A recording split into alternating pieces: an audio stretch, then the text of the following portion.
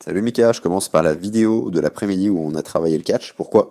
Parce que là, tu as vraiment réussi à bien maîtriser le truc. Ok, c'était en mode ultra strict, ultra robot, mais peu importe, parce que ça commence par là.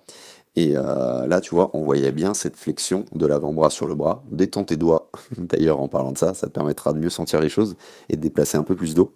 Et tu vois, même si c'était pas 100% nickel là par rapport à l'avant-bras, franchement, t'es pas loin. Et attends un peu plus, fléchis un peu plus.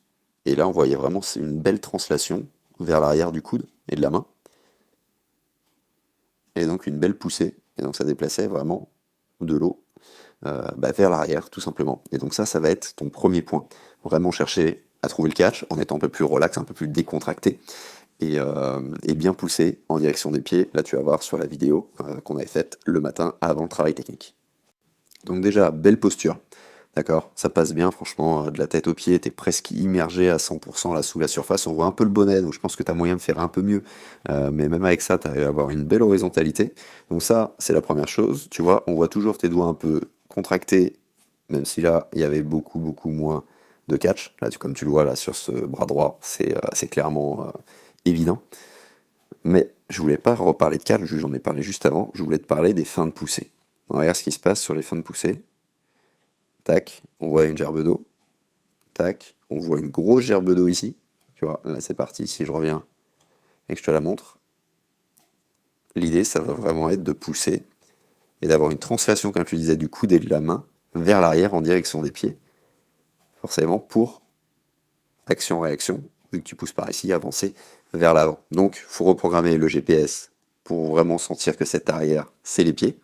Ok, et donc c'est pas le dos comme un terrien, l'arrière du nageur, c'est les pieds.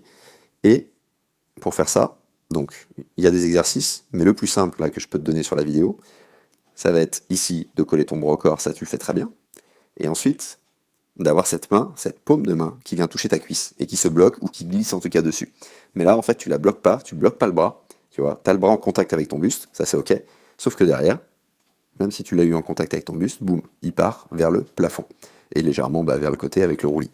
Donc, on va faire attention à ça, on va bloquer ce bras ici. Il ne doit pas y avoir de glissement du bras, tout simplement, pour que ta poussée elle soit beaucoup plus en arrière.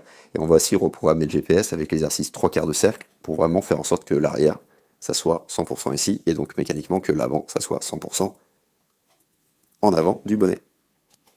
Donc ensuite, deuxième point, il va être sur l'inspiration. Donc premier point, c'était vraiment les appuis à 100%. Deuxième point, c'est sur l'inspiration, parce que quand tu inspires, eh ben, regarde si je reviens un petit peu, qu'est-ce qui s'est passé? Regarde la main, regarde le bras, là, il est tombé vers le fond de la piscine, alors que en dehors des inspirations, tu arrives à le contrôler. Donc je pense qu'il n'y a pas de raison, juste avec un petit focus, une petite tension musculaire sur l'épaule, un petit épaule au visage avant ton inspiration, rien que ça va t'aider à maintenir le bras plus projectile.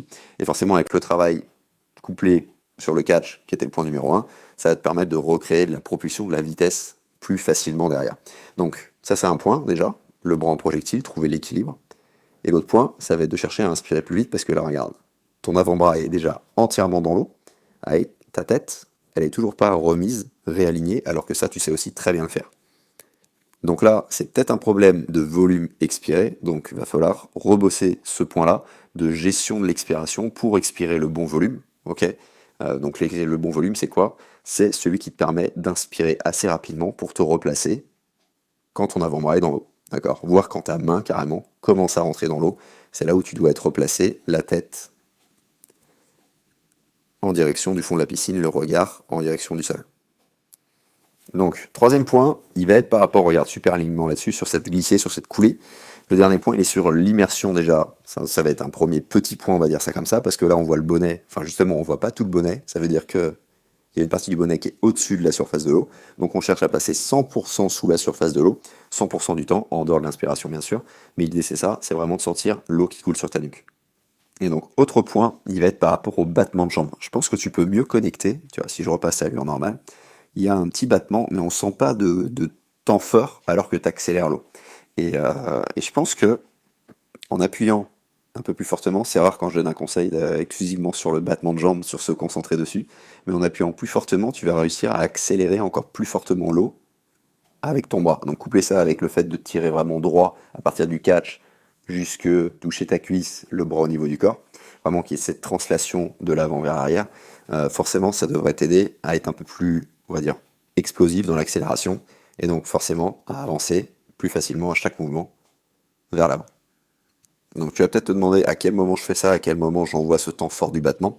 Ok, il y en a un par mouvement de bras, et quand je dis temps fort, c'est par rapport, enfin tu vois, si tu es en battement 2 temps, forcément chaque battement va être un temps fort, mais si tu es en 4 ou 6 temps, il y aura toujours que 2 temps forts, ça changera rien là-dessus. Il est toujours couplé, tu vois, au moment où tu commences à tourner. Donc pour toi, c'est le moment où le bras à peu près, là, ici, regarde, il va rentrer dans l'eau, là on voit le battement qui s'amorce, boum, ça va appuyer, le bras rentre dans l'eau.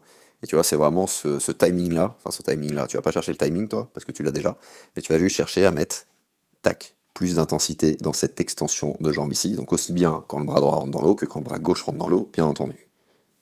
Donc voilà Mika, sur ce, je t'envoie ce qu'il faut, en plus tu as réussi un bon catch là sur ce travail de l'après-midi après ton inspiration, donc ça c'est un truc qui est pas simple à faire.